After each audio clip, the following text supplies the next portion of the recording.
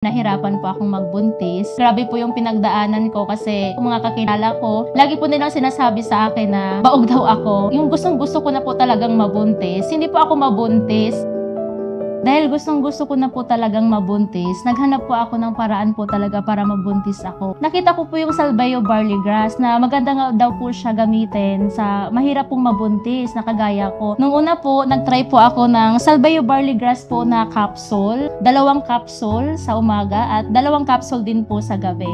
At tinuloy-tuloy ko po siyang ininom. Laking gulat ko po kasi hindi na po ako dinatna. Doon ko po nag-decide na bumili pa ako ng PT kasi gusto ko pong makasigurado kung talaga bang buntis ba ako. Hindi pa ako makatulog noon. Pagkadating po ng alas 3 ng madaling araw, hindi ko na po talaga siya pinaabot hanggang umaga. Pagtingin ko po sa PT, nung tiningnan ko po siya, nag-red lines po siya agad, 2.